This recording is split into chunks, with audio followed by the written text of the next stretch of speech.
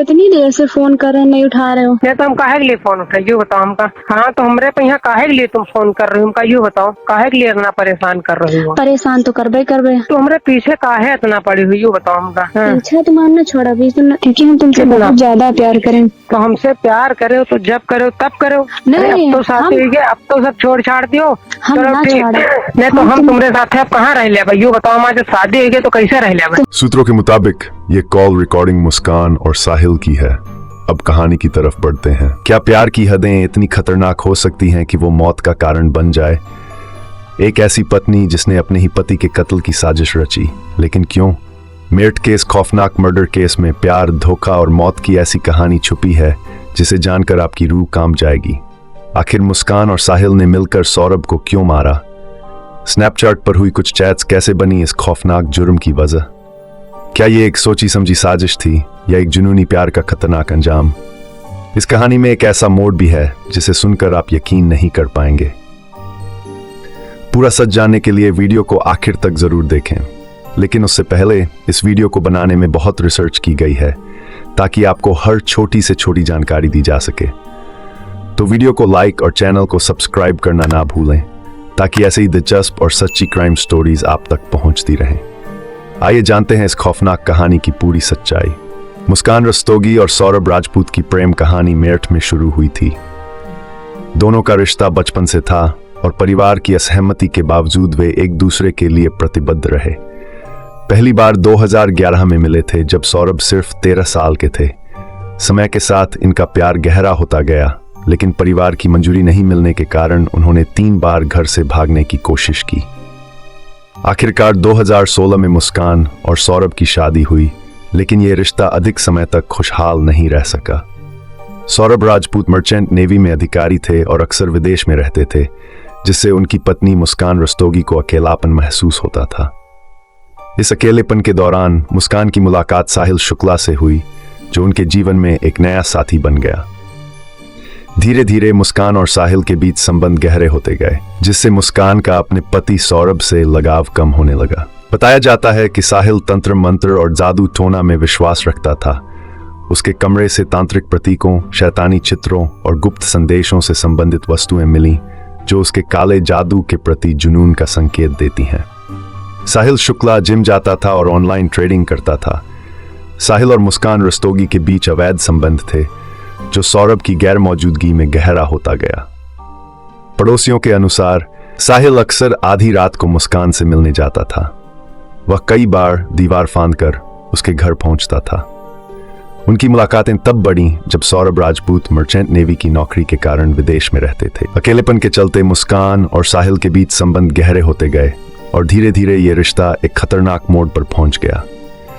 जब मुस्कान को लगा कि सौरभ उसकी और साहिल की सच्चाई जान सकता है या रास्ते में रोड़ा बन सकता है, तो उसने साहिल के साथ मिलकर उसे खत्म करने की साजिश रच डाली। हत्या से कुछ दिन पहले मुस्कान और साहिल ने कई बार इस पर चर्चा की कि सौरभ को कैसे मारा जाए ताकि किसी को शक न हो। उन्होंने ये तय किया कि हत्या घर में ही होगी और इसे एक हादसा या आत्महत्या की तरह दिखाने की कोशिश की जाएगी।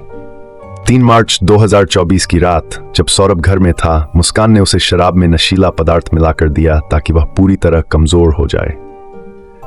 जब नशे में धुत सौरभ बिस्तर पर पड़ा था, तभी साहिल घर में घुस आया। मुस्कान ने पहले ही दरवाजा खुला छोड़ दिया था ताकि साहिल बिना किसी परेशानी के अंदर आ सके। जैसे ही साहिल अंदर आया, उसने सौरभ का गला दबाना शुरू कर दिया। अचानक दर्द से छटपटाते हुए सौरभ ने बचने की कोशिश की। इसी दौरान मुस्कान ने भी सौरभ के चेहरे और छाती पर तकिया रख दिया ताकि वह सांस न ले सके। कुछ ही मिनटों में सौरभ की मौत हो गई। सौरभ राजपूत की हत्या करने के बाद साहिल शुक्ला और मुस्कान रस्तोगी ने घबराने के बजाय पूरी योजना के अनुसार आगे बढ़ने की कोशिश की। जैसे ही उन्होंने सौरभ की सांसें बंद होते देखीं, उन्होंने यह सुनिश्चित किया कि वह मर चुका है। इसके बाद दोनों ने सबूत मिटाने और पुलिस को गुमराह करने की योजना बनाई। हत्या के तुरंत बाद मुस्कान ने घर की सफाई करनी शुरू कर दी ताकि कोई संघर्ष के निशान न रह जाएं। वहीं साहिल ने सौरभ की बॉडी को ठिकाने लगाने की योजना बनाई। पहले उन्होंने सोचा कि शव के टुकड़े कर कहीं फेंक दिया जाए, लेकिन बाद में यह तय किया गया कि उसे एक बैग में डालकर बाहर फेंका जाएगा। हत्या के बाद मुस्कान ने खुद को सामान्य दिखाने के लिए फोन पर लोगों से बात की और घर में ऐसे व्यवहार किया जैसे कुछ हुआ ही न हो। साहिल ने तुरंत वहां से भागकर अपने घर पहुंचकर अपने कपड़े बदले और अपने मोबाइल फोन को बंद कर दिया ताकि उसकी लोकेशन ट्रैक न हो सके। सौरभ राजपूत की हत्या के बाद मुस्कान रस्तोगी को सबसे बड़ी चुनौती अपने आस पड़ोस के लोगों को गुमराह करने की थी। क्योंकि सौरभ कुछ ही दिन पहले विदेश से लौटा था तो आसपास के लोगों को उसकी मौजूदगी की जानकारी थी। अगर अचानक वह गायब हो जाता तो लोग सवाल जरूर पूछते। जब पड़ोसियों ने सौरभ के बारे में पूछना शुरू किया तो मुस्कान ने झूठी कहानियां गढ़नी शुरू कर दी। उसने कहा कि सौरभ किसी जरूरी काम से बाहर गया है और कुछ दिनों में वापस आ जाएगा। उसने यह भी दिखाने की कोशिश की कि उनके बीच सब कुछ सामान्य था ताकि किसी को कोई शक न हो। सौरभ राजपूत की हत्या को छिपाने के लिए मुस्कान और साहिल ने पूरी कोशिश की, लेकिन उनकी साजिश ज्यादा दिन तक टिक नहीं सकी। सौरभ की गुमशुदगी और कुछ अजीब संकेतों ने लोगों का ध्यान खींचा, जिससे धीरे धीरे सच सामने आ गया। सौरभ आमतौर पर अपनी मां और दोस्तों से रोज बात करता था। जब कई दिनों तक उसने किसी से संपर्क नहीं किया तो उसके परिवार को शक हुआ। उन्होंने मुस्कान से फोन पर बात की, लेकिन उसने हर बार कोई न कोई बहाना बना दिया। कभी कहा कि वो बिजी है तो कभी बोली कि कहीं बाहर गया है। पड़ोसियों को भी शक तब हुआ जब सौरभ को अचानक घर में देखना बंद कर दिया। खासतौर पर वे हैरान थे कि मुस्कान पहले जैसी नहीं लग रही थी। वो पहले की तरह बात करने से बच रही थी और ज्यादा लोगों से मेलजोल नहीं रख रही थी। जब सौरभ के परिवार को और ज्यादा शक हुआ तो उन्होंने पुलिस में गुमशुदगी की रिपोर्ट दर्ज करवाई और जांच शुरू हुई। पुलिस ने सबसे पहले मुस्कान और साहिल की कॉल डिटेल्स खंगाली, जिसमें पता चला कि हत्या की रात दोनों के बीच बार बार बातचीत हुई थी।